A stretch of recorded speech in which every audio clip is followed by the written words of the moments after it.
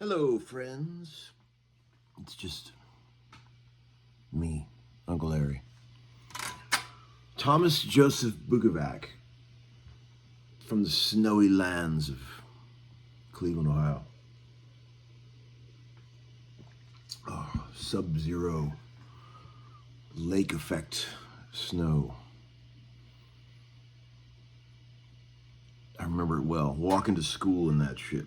Oh. Speaking of going to school, I drove Leo to school this morning in the old 70 Monte Carlo.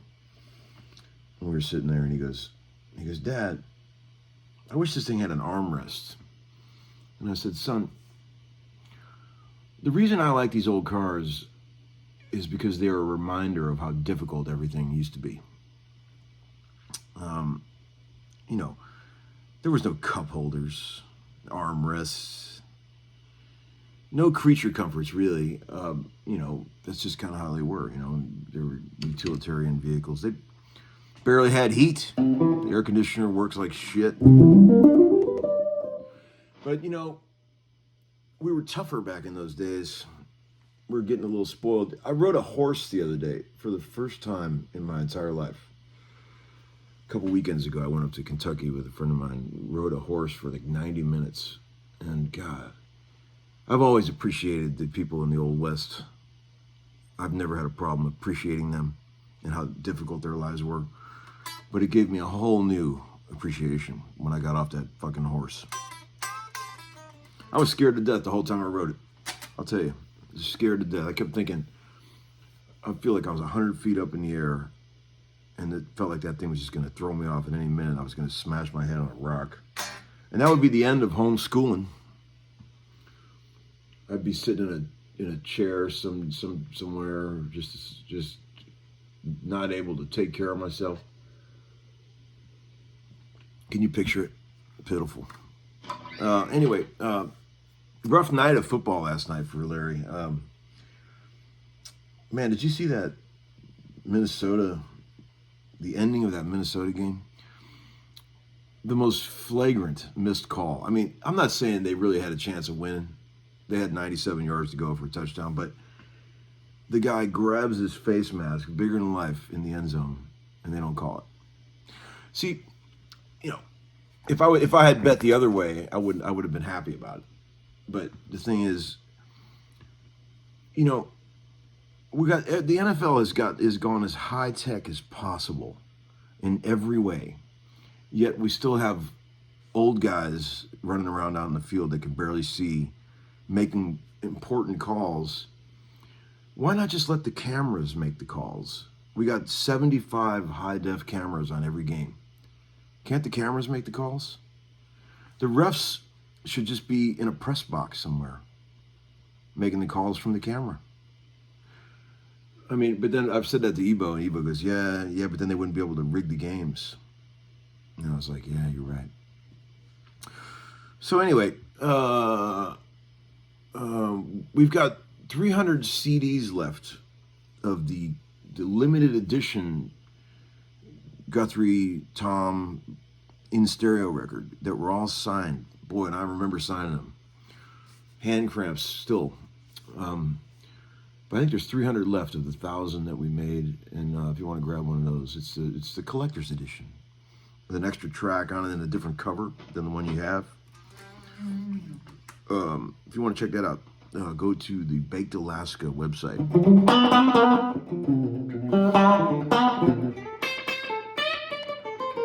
Here's a good lick for you. I'm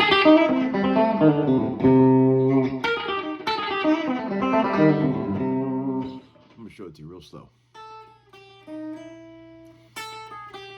You gotta start on a downstroke. Let me see the camera. Here we go.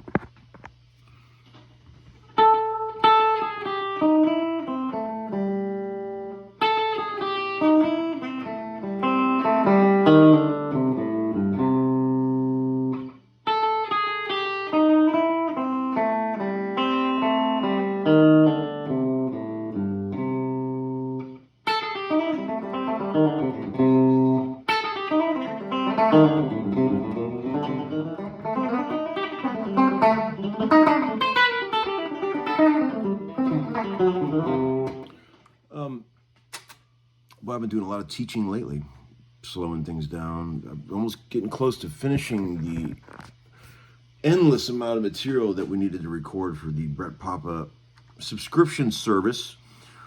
If you want Deep Larry, you're going to get it. Maybe by the end of the year, he was saying. We've filmed probably 8 hours of footage of getting way into some of this shit. And it's going to be tabs and examples and close camera views where you can really see, all my hangnails and, the bloody parts where I pick my nails. You guys do that? Pick the skin on the side? I do that all the time. I've always done that.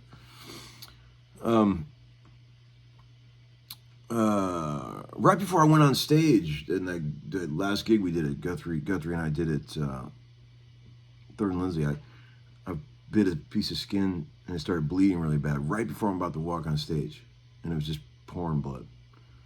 And I just kept trying to, stop it. But someone said that you could see me in the corner, look like I was smoking a cigarette. Maybe I was.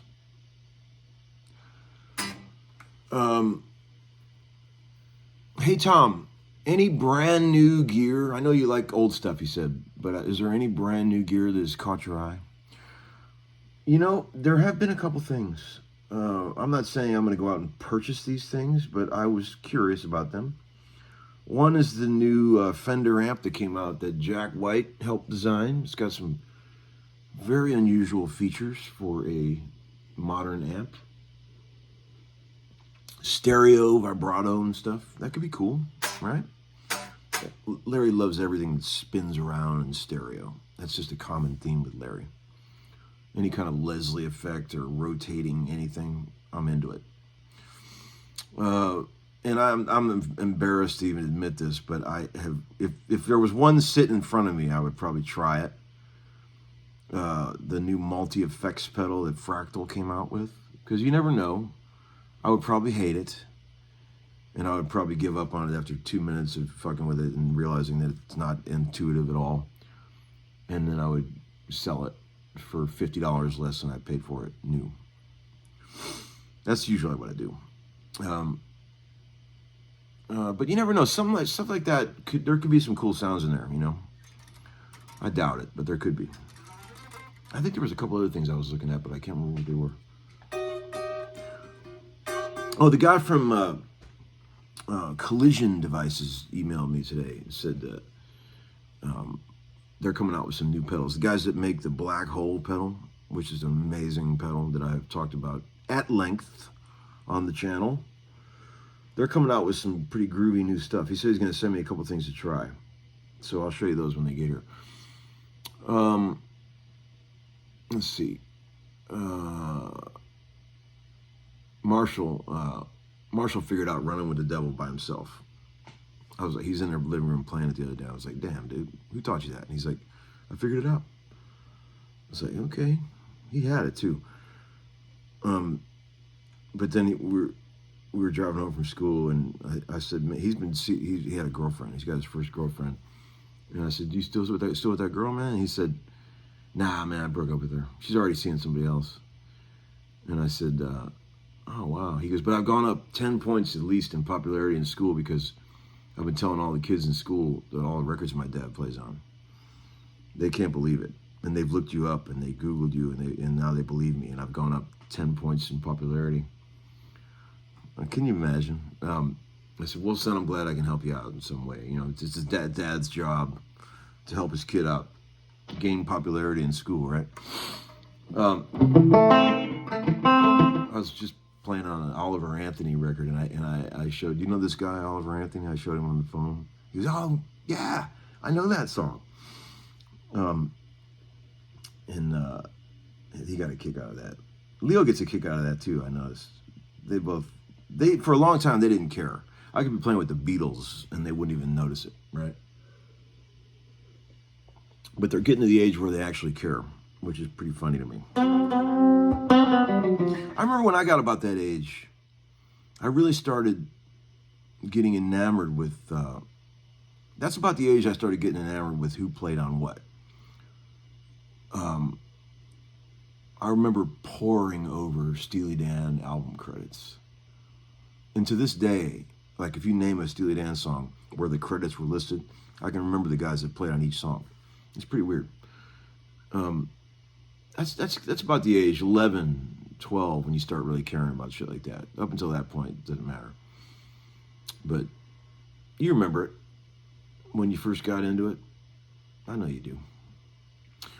Man. All right. Could be it for today. Short video. I don't think I have anything else to tell you. That's it. Go to Baked Alaska if you want one of those CDs.